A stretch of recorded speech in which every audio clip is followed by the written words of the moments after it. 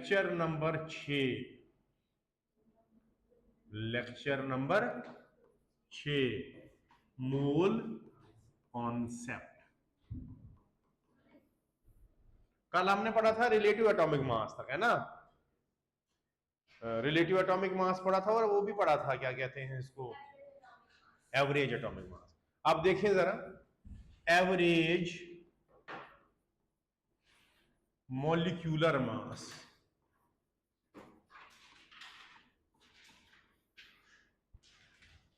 ठीक, हमें पता है एवरेज होता है क्या, मीन। तो हमें पता है ना नंबर ऑफ मोल्स इसके बराबर आएगा वेट बाय मोलर मास, हाँ या ना। तो मोलर मास किसके बराबर आएगा, mass by number of moles. अगर हमने एवरेज निकालना है तो ये टोटल हो जाएगा ना सबका, और ये मोल्स भी टोटल हो जाएंगे। तो हम इस तरह से लिख सकते हैं average molar mass, M average, M average is equal to, mass होता है किसी भी चीज का मास होता है number of moles into molar mass, है ना। यानी कि नंबर ऑफ मोल्स ऑफ पहला reactant into molar mass of पहला रिएक्टेंट, पहला रिएक्टेंट नहीं, पहला मॉलिक्यूल जो भी है मिक्सचर में, प्लस दूसरा, and so on, divided by sum of moles. ये बात याद रखनी, एवरेज मॉलिक्यूलर मास इस तरह से निकलेगा। जैसे फॉर एग्जांपल हमारे पास है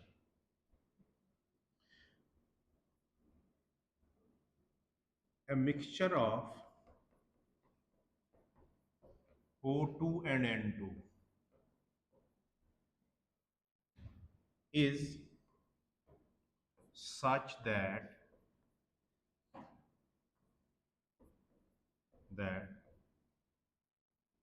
O2 is 30% by mole, then average molecular mass will be, molar होता तो वो वहां पर बाद में आ जाता ग्राम में आंसर, मॉलिक्यूलर है तो एमयू में आंसर आएगा। देखो कैसे करेंगे इसको, देखो जरा, कैसा एक दो चीजों का मिक्सचर है, ऑक्सीजन और नाइट्रोजन का, और ये है 30% बाई मोल। अगर ये 30% बाई मोल है तो ये 70% बाई मोल होगा ना, होगा कि नहीं होगा। ठीक ठीक, तो एवरेज मोलिकुलर मास क्या आएगा, वो आएगा ऑक्सीजन की बाई मोल्स, या तो 30 मान लो या तो 0.3 मान लो, जैसे आपकी मर्जी, 0.3 इंटू 30% हो गया ना 0.3, 30 से भी कर सकते हो, ठीक है। फिर यहाँ पर 30 into molecular mass plus 70 into molecular divide by 70 plus 30, वैसे भी चल सकता है, या 0.3 और 0.7 ले लिया मैंने, ठीक है, क्योंकि 70% हुआ ना 0.7। किसका है, ऑक्सीजन का। ऑक्सीजन का मॉलिक्यूलर मास कितना होता है, 16 टू 32 प्लस 0.7 इंटू नाइट्रोजन का 28 डिवाइडेड बाय 0.3 प्लस 0.7, कितना है एम एवरेज, देखो जरा,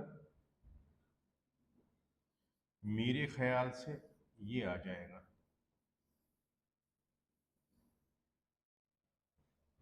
देखो जरा 28.8 आ रहा है क्या,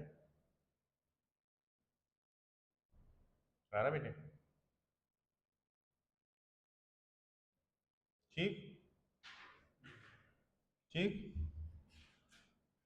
अच्छा, ये हुआ एवरेज मॉलिक्यूलर मास। इसके बाद डेंसिटी क्या होती है,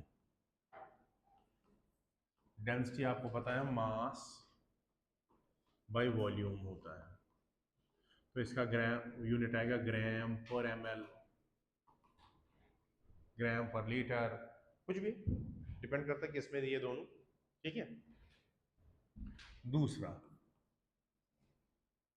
रिलेटिव डेंसिटी क्या होती है? डेंसिटी,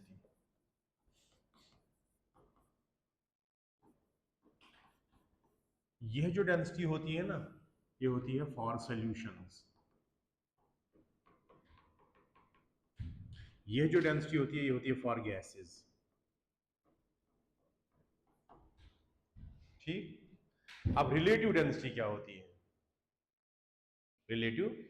रिलेटिव डेंसिटी होती है density of any gas, density of any gas with respect to reference gas, यानी कि it is density of any gas with respect to density of reference gas,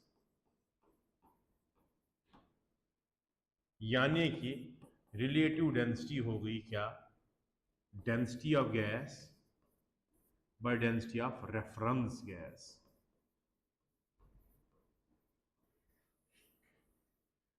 ये हमेशा याद रखना। अब देखो, मैं आपको एक चीज बताने वाला हूं जो डायरेक्टली आपके सिलेबस में तो नहीं है, लेकिन यूज बहुत जगहों पर होना है ये बात। एक पहले चैप्टर हुआ करता था नीट में, जेई में, आपके 11th में भी होता था, स्टेट्स ऑफ मैटर, उसमें गैसियस स्टेट होता था। उसमें दो मेन लॉज पढ़ते थे हम, बॉयल्स लॉ, चार्ल्स लॉ, और उनको कंबाइन करके एक इक्वेशन बनती थी, गैस इक्वेशन। मैं बता देता हूं, बॉयल्स का लॉ क्या कहता है? वो कहता है volume is inversely proportional to pressure constant temperature पे। ठीक, यानी कि अगर टेम्परेचर आप कांस्टेंट रखोगे, जितना आप किसी गैस का प्रेशर बढ़ाओगे उतना वॉल्यूम कम होगा। ठीक, प्रेशर बढ़ेगा, वॉल्यूम घटेगा, यही हुआ इनवर्सली।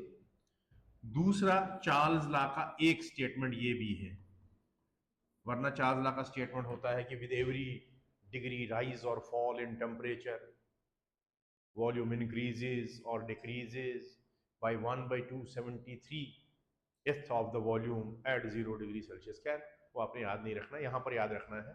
चार्ल्स लॉ का एक और स्टेटमेंट उसी से डिराइव होता था, क्या? Volume is directly proportional to temperature constant pressure पे।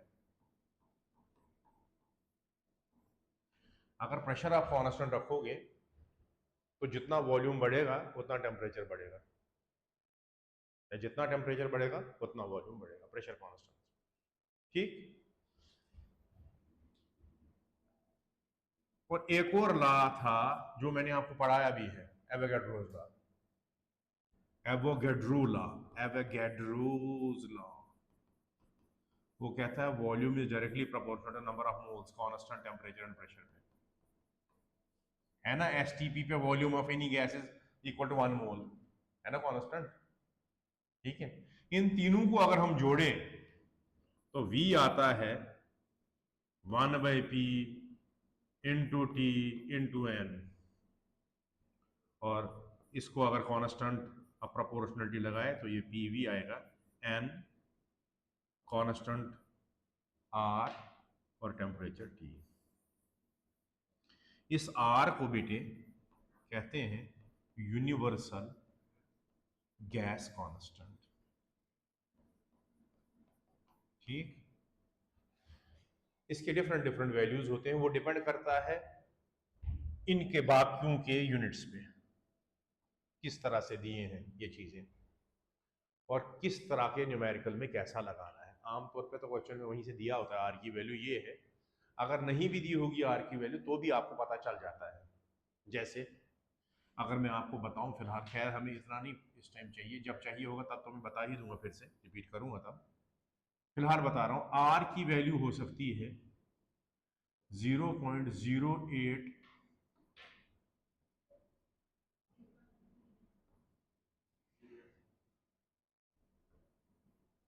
आर की वैल्यू होती है 0.0821। ठीक, क्लियर? लीटर एटमॉस्फेयर पर मोल केल्विन, इसको आप 1/12 भी लिखते हो। इसी आर को आप अगर बार में हो एटमॉस्फेयर के बदले तो 0.083 लिखते हो, तब होता है लीटर बार पर मोल केल्विन। अगर एनर्जी की टर्म्स में कभी चाहिए हो तो हम लिखते हैं 8.314, इसी को आप लिखते हो 25/3 भी, जूल पर मोल केल्विन। अगर कैलोरीज में हो तो तब आता है 2 अप्रोक्सीमेटली टू 1.98, तो आर आता है 2, यूज होता है तब कैसे 2 कैलोरीज में पर मोल केल्विन। ठीक,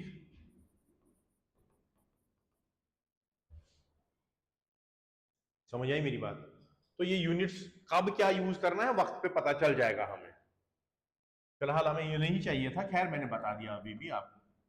अब देखो ये जो है ना PV is equal to NRT,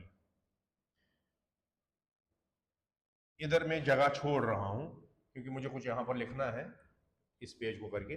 पहले मैं आपको नेक्स्ट पेज पे इसको आगे करके दिखाता हूं कुछ चीज। देखो बेटे, पीवी निकला आपका एनआरटी, अबे क्या कर रहा है साफ साफ मीटर, पीवी निकला एनआरटी, ठीक है।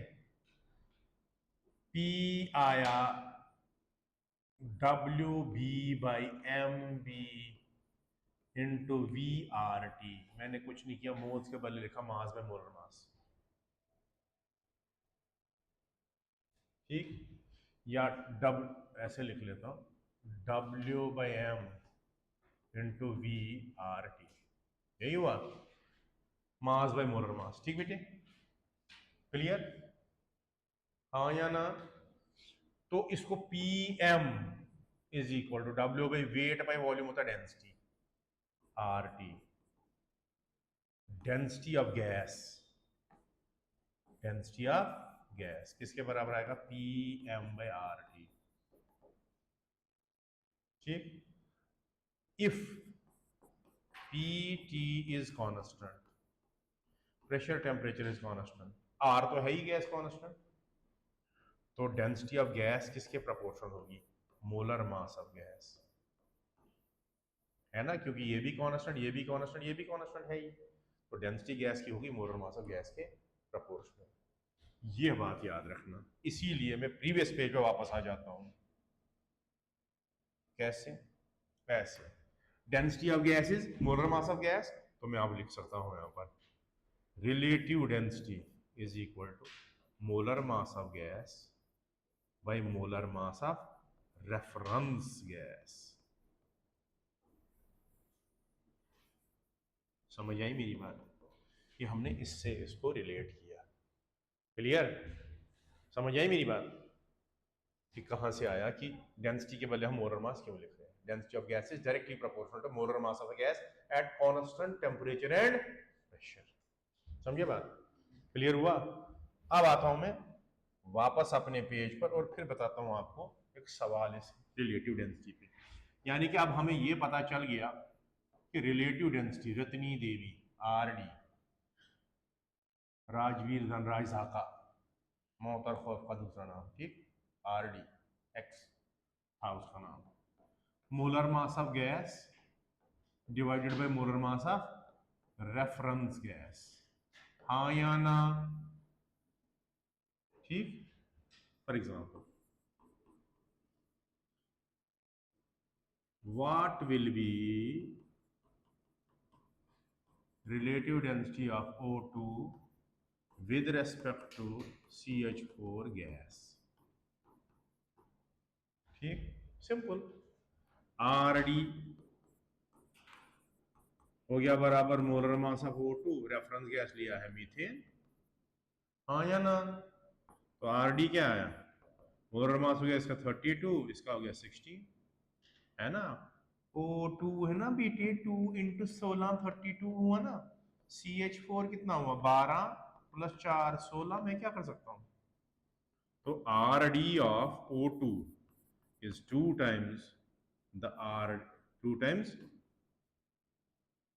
2 into methane, है ना, हुआ, twice that of methane. RD of O2 is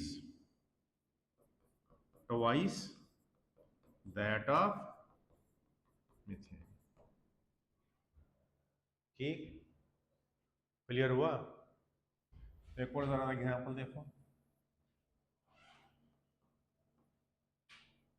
If RD of SOX gas, RD of SOX gas is twice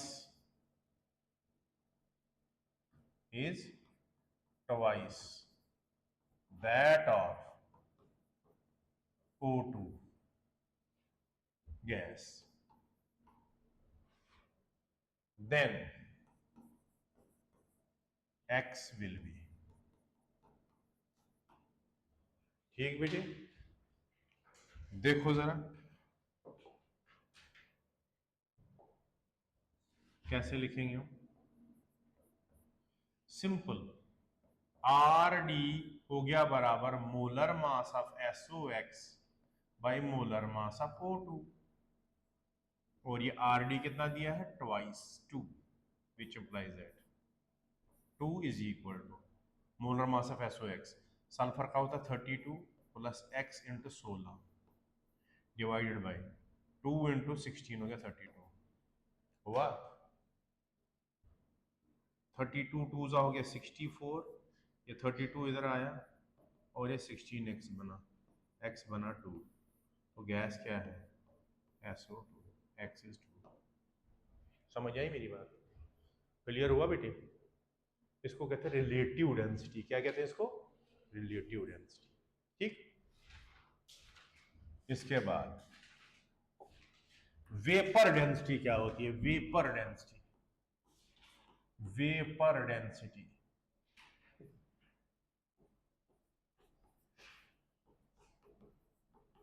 VD. अगर कभी भी डेंसिटी ऑफ गैस किसी भी गैस के साथ हम करते हैं रिलेट, उसे कहते हैं रिलेटिव डेंसिटी. लेकिन अगर कभी भी किसी गैस की डेंसिटी किसके साथ रिलेट किया जाए, वो रिलेट किया जाए डेंसिटी ऑफ हाइड्रोजन के साथ, then it is vapour density. अगर किसी भी गैस के साथ किया जाए इट इज रिलेटिव डेंसिटी. अगर डेंसिटी किसी के साथ नहीं, हाइड्रोजन के साथ किया जाए तो then it is vapour density. समझ आए मेरी बात? यानी कि इसका मतलब ये हुआ, it is density of gas with respect to density of hydrogen. ठीक, मतलब मेरी बात का, which implies that VD is equal to D gas D hydrogen. मगर हमें पता है कांस्टेंट टेम्परेचर और pressure it is directly proportional to molar mass, यानी कि molar mass gas, molar mass hydrogen. Hydrogen का मोलर मास कितना है, 2, 2 1 2, तो VD किसके बराबर आया, M गैस बाई 2, यानी कि मोलर मास ऑफ गैस किसके बराबर आया, मोलर मास ऑफ गैस आता है ट्वाइस इनटू वेपर डेंसिटी. ये सुना होगा ना आपने? ठीक, इसको कहते हैं रिलेटिव डेंसिटी, वेपर डेंसिटी. अच्छा, एक और चीज होती है स्पेसिफिक ग्रेविटी.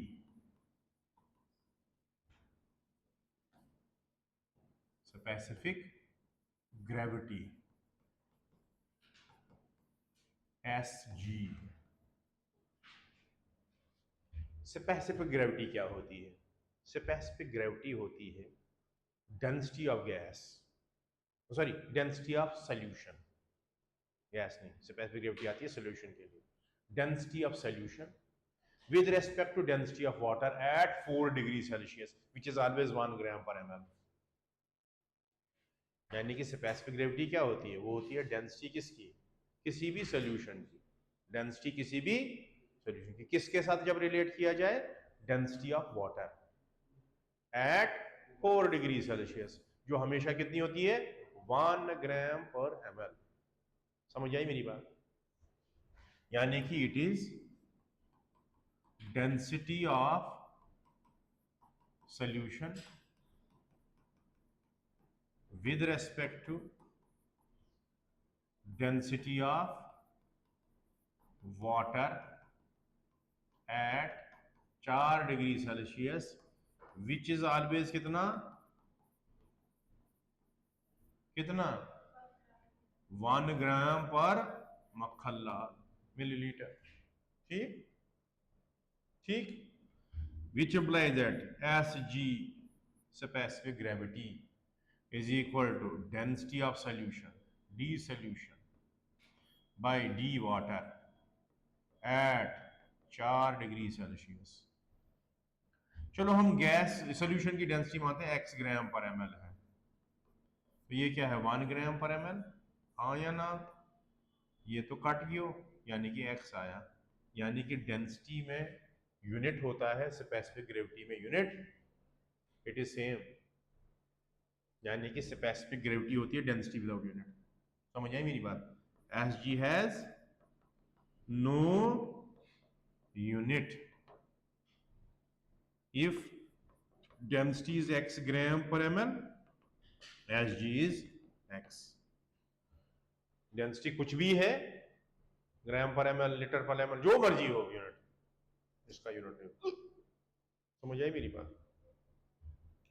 इसको कहते हैं वेपर डेंसिटी और स्पेसिफिक ग्रेविटी। अब जरा नई दुनिया की तरफ चलते हैं। मैंने आपको मोल के तीनों तरीके बताए, नंबर, मास, उसमें हमने अलग अलग सवाल किए, फिर मैंने ये छोटी छोटी बातें कही। अब हम दूसरी तरफ जा रहे हैं। पहले हम पढ़ेंगे अब परसेंटेज कंपोजिशन क्या होता है, फिर पढ़ेंगे एम्पिरिकल मॉलिक्यूलर फार्मूला क्या होता है, और उसके बाद हम आएंगे मोल कंसेप्ट इन केमिकल रिएक्शंस पे, जिसमें हम non limiting reagent, limiting reagent वाले स्टोइकोमेट्री पे बेस्ड क्वेश्चंस करेंगे। तो आपको मजा आ जाएगा। समझ आई मेरी बात? ठीक बेटे? अब देखो इधर, percentage composition, percentage composition. Percentage composition क्या होता है? परसेंटेज कंपोजिशन सिंपली होता है किसी भी कंपाउंड के अंदर किसी एलिमेंट की परसेंटेज कितनी है बाय मास। यानी कि परसेंटेज कंपोजिशन है, it is simply mass percent of any element in its compound। किसी भी एलिमेंट की कितनी परसेंटेज है बाय मास उस कंपाउंड के अंदर। एग्जांपल से समझोगे क्या मैं कह रहा हूं? बदतमीजी देखो जरा। सपोज हमारे पास है C2H6 इथेन, कोई हमें कहे कि इसमें बताओ परसेंटेज ऑफ कार्बन कितना है बाय मास, तो हम क्या कहेंगे? हम कहेंगे 2 इंटू कार्बन का एटॉमिक मास 12 है डिवाइडेड बाय 2 इंटू कार्बन का 12 है प्लस 6 इंटू हाइड्रोजन का 1 है इंटू 100, 24 100 30 0 0 3 8 0 80%। यानी कि इस पूरे कंपाउंड के अंदर कार्बन की परसेंटेज 80 है बाय मास, और फिर कार्बन के बदले अलावा परसेंटेज ऑफ हाइड्रोजन कितनी होगी? या तो ऐसे ही निकाल लो, 6 into 1 divide by total molar mass into 100, या तो 100 में से उसको माइनस कर दो, 20 ही आएगा। समझ आई मेरी बात? जैसे सपोज एक और एग्जांपल देखो, हमारे पास है NaCO2, इसको कहते हैं यूरिया। क्या कहते हैं इसको? क्लियर? इसमें सपोज आपको निकालना है परसेंटेज ऑफ नाइट्रोजन, तो कैसे निकालेंगे? एक नाइट्रोजन, दो नाइट्रोजन हो गया, 14 2 28 डिवाइडेड बाय पूरा पूरा जब आप करोगे तो 60 होता है इसका मोलर मास यूरिया का। कैसे आपको पता चला 60? 2 1 2 plus 14 plus 12 plus 16 plus 14 plus 2, ये हो गया 60 में क्या करो, ठीक, डिवाइडेड बाई 60 इंटू 100, 28/60 इंटू 100, कितना परसेंट छो, कितना परसेंट छो, 0 0 कटा छो, 280/6 कितना परसेंट छो,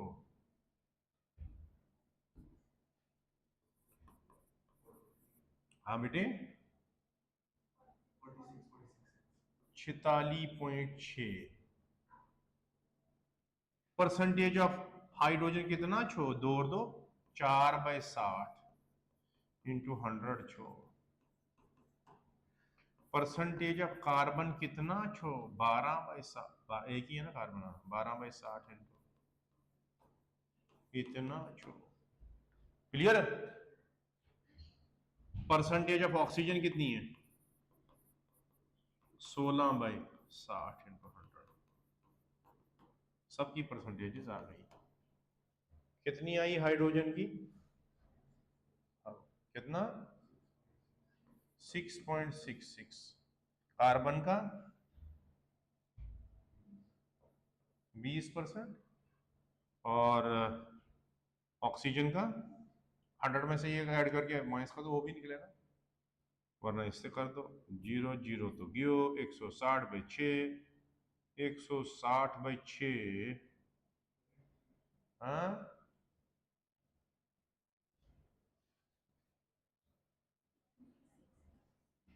26.7, हाँ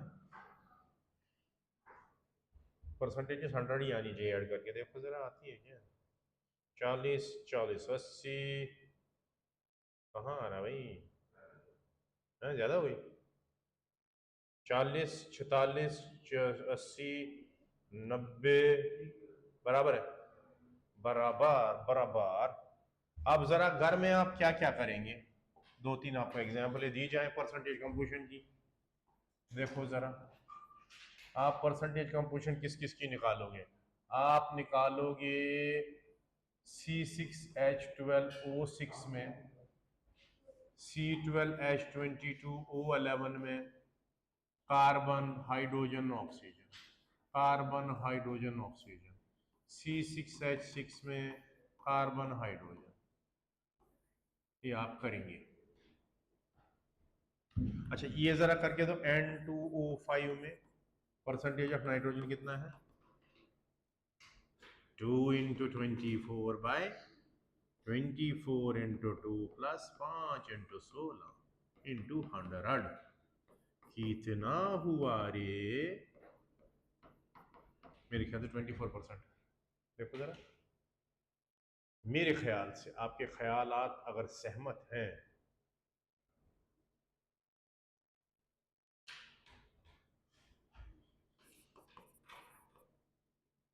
24 है 26, क्या आ रहा है,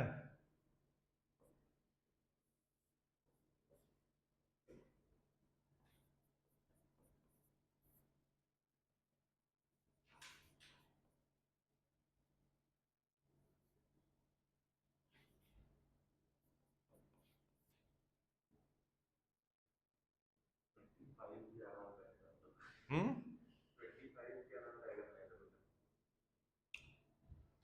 ये हो गया 48 डिवाइडेड बाई 48 प्लस 16 पंजी हो गया 80, 8 4 12 128,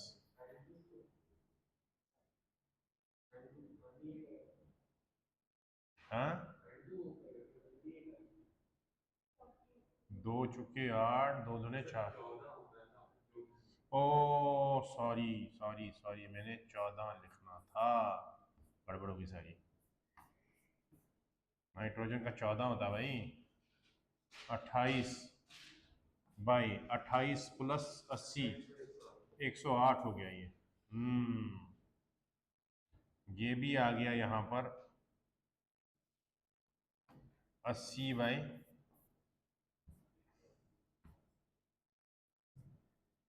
108 इंटू 100, अब बताओ कितना आ रहा है? ये कितना आ रहा है? 28 by 108 into 100।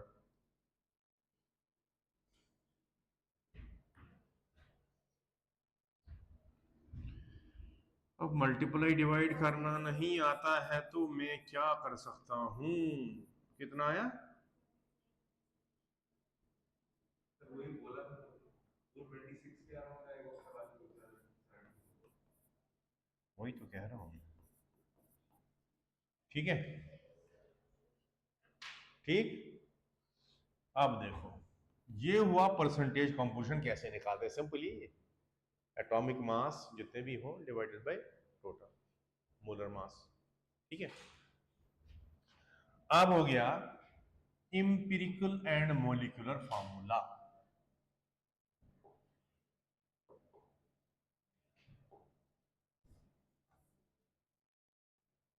Empirical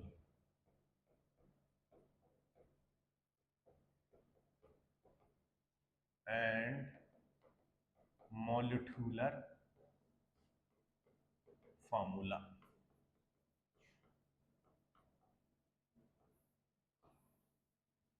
empirical and molecular formula क्या होता है बेटे?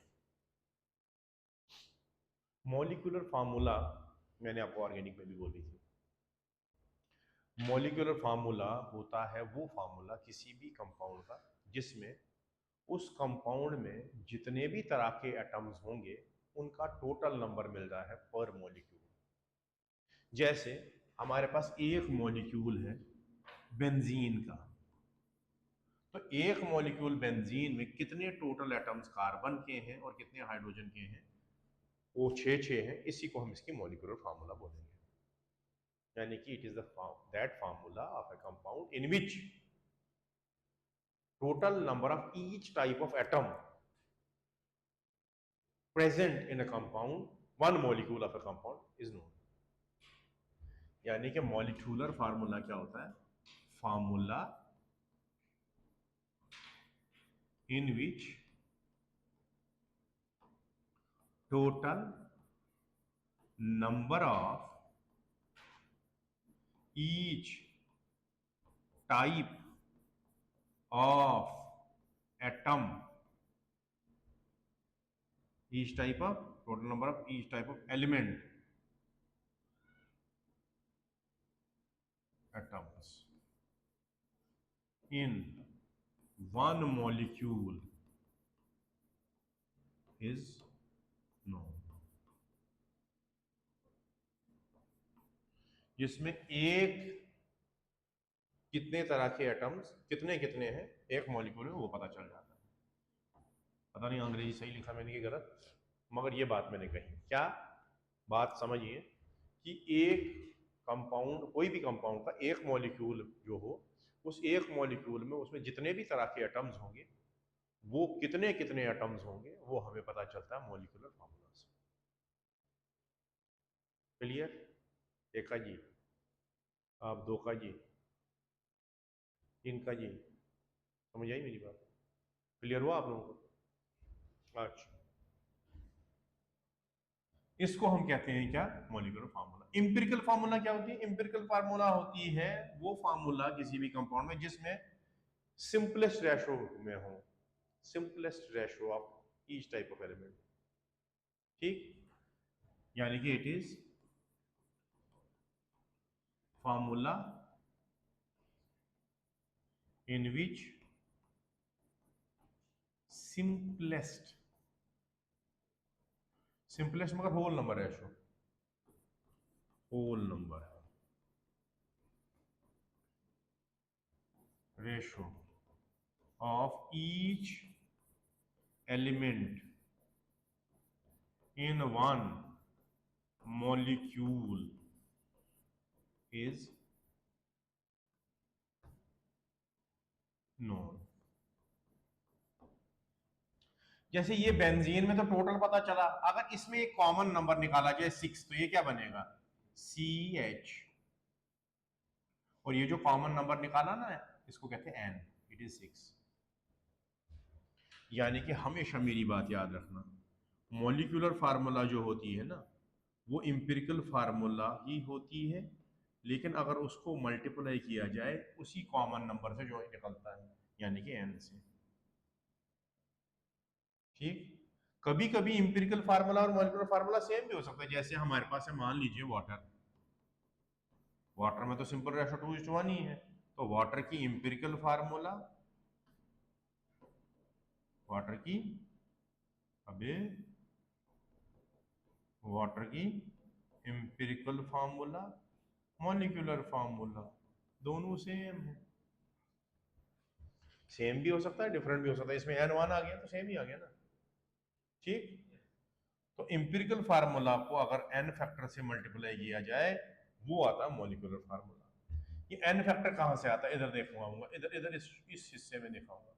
ये n फैक्टर होता है मॉलिक्यूलर फार्मूला का मास, जिसको हम कहते हैं मोलर मास या मॉलिक्यूलर मास, एक मॉलिक्यूल का या पूरे एक मोल का, नीचे भी फिर मोल करेंगे, divided by empirical formula mass.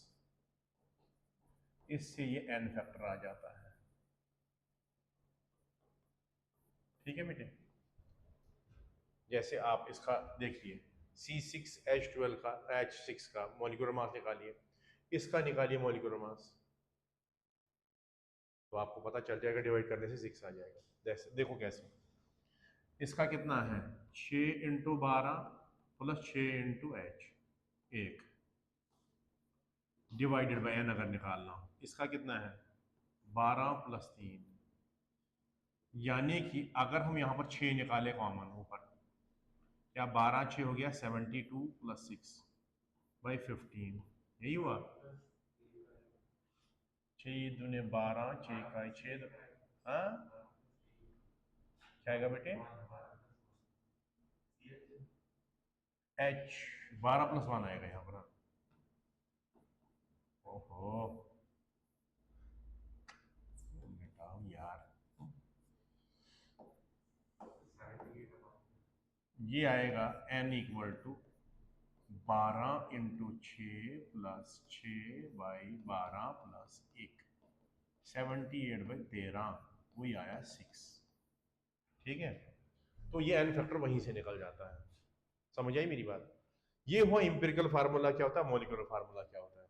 कल हम क्या करेंगे, इंपिरिकल फार्मूला पे क्वेश्चन करेंगे, और उसमें कुछ चीजें मैं सिखाऊंगा आपको कि कहाँ पर राउंड ऑफ करना होता है, कहाँ पर नहीं करना होता, फिर आपको मजा आएगा। आज के लिए इतना काफी।